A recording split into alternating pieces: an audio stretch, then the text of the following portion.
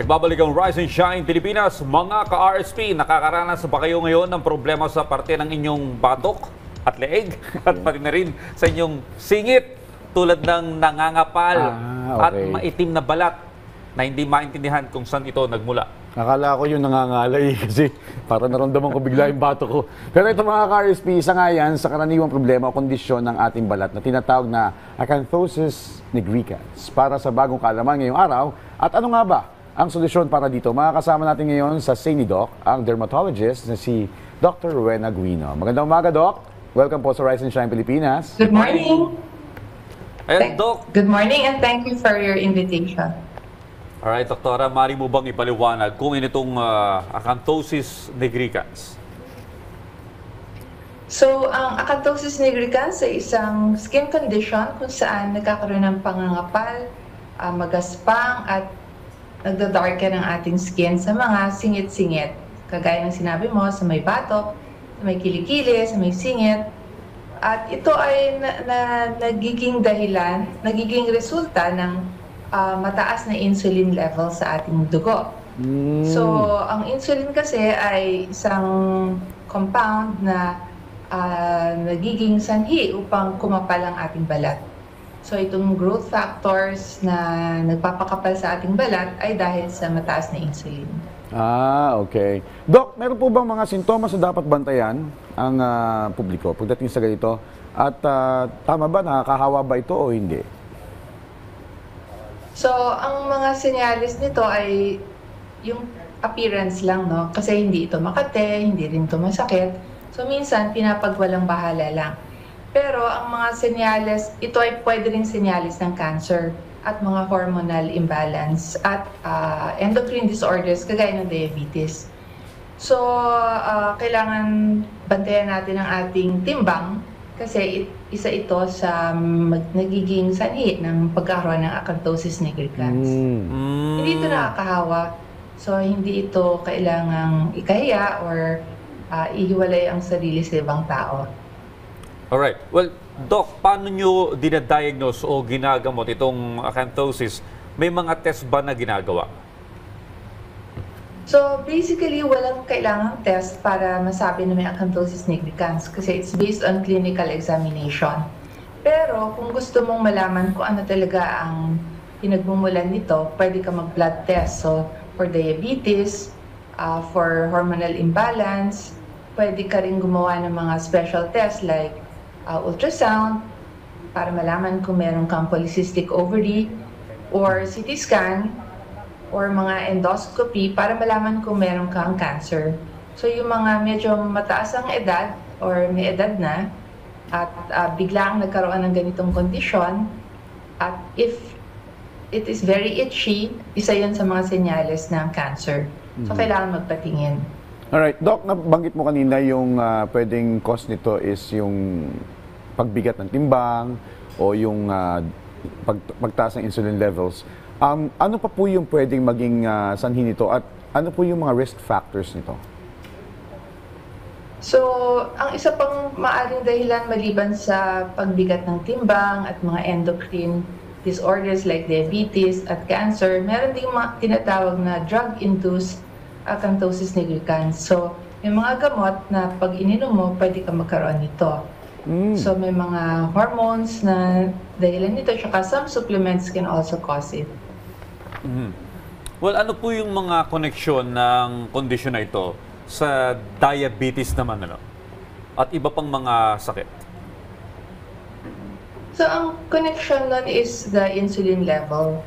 So, dahil ang diabetes ay may insulin resistance, pati na rin yung obesity, nagkakaroon tayo ng insulin resistance. Ibig sabihin nun, hindi makapasok yung glucose sa ating sa mga cells. So, naiiwan siya sa dugo, umiikot-ikot lang. So, yung insulin, napipilitan ang ating pancreas na mag-produce ng more and more and more insulin. Itong insulin, pag sumobrang level sa ating dugo, ay pwede mag-cause ng pagkapal ng ating skin. Alright.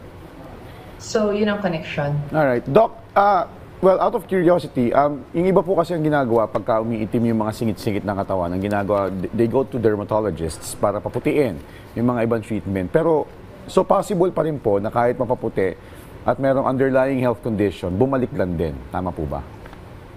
Tama yun. So, kailangan talaga magpatingin and ma-rule out yung mga underlying condition. Kasi kahit tama ka, kahit gamutin mo at mawala for a while, babalik din yun.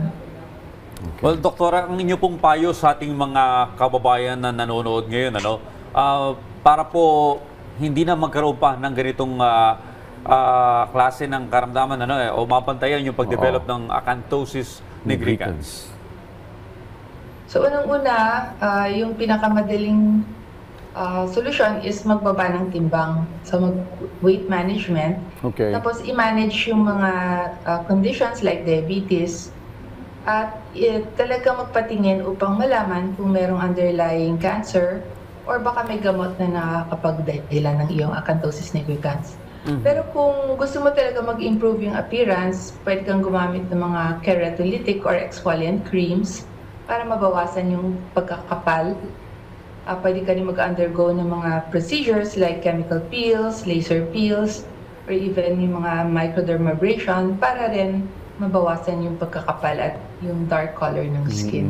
Okay, Doktora, ito po ba itong kondisyon na ito ay nangyayari rin sa mga nakababata? Pwede rin, lalo na kung meron silang obesity or yung diabetes in the young. Alright. Well, Doc, paano po yung ginamitan po ng mga exfoliation substances or mga chemicals ointment. o mga ointments na ganon? Maliban po doon, ano pa po yung pwede? Meron po bang holistic approach na pwedeng gawin? Yung kasi dati yung nanay ko pagka nakita niya medyo maitim yung mga leeg ko. Kalakalamansi. Hinihilod ako ng mga buhay na bato, yung sa nakukuha sa batis. Iyak ako ng Iba iyak yun dati. So meron ba kayo may papayo na if they don't like putting creams or going to dermatologists, any holistic approach na pwede natin gawin? Parang paunang lunas, ganon. So I think yung mga home remedies like mga papaya soap, makakatulong din yun. Okay. Oo, may mga natural remedies din naman for that. So, yung sabi mong hinihilod, pwede rin yun, kaya lang to a certain extent, baka lalong maka-irritate or lalong mangitim kapag very vigorous yung scrubbing. So, gentle scrubbing lang siguro and not to the point na namumula na or nagugulo na yung balat. Oo, Dok, kasi Mapdi na yun. nag-iiyakan kami ng nanay ko pag naliligo ko dati nung bata ako pagkagaling ako maglaro sa labas. Pero Dok, maliban po sa mga matatamis sa pagkain, since iniiwasan nga yung tumaas yung sugar para maiwasan itong sakit na to, meron pa po ba ibang pagkain na dapat iwasan?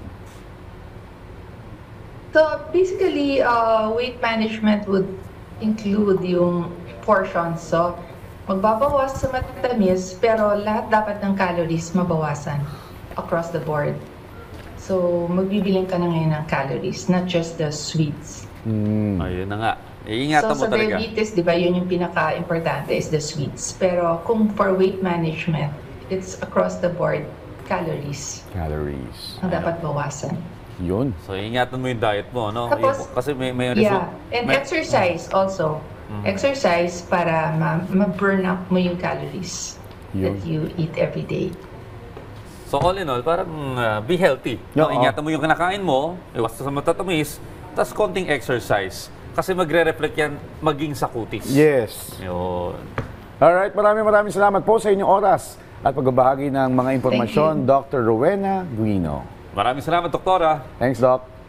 Welcome.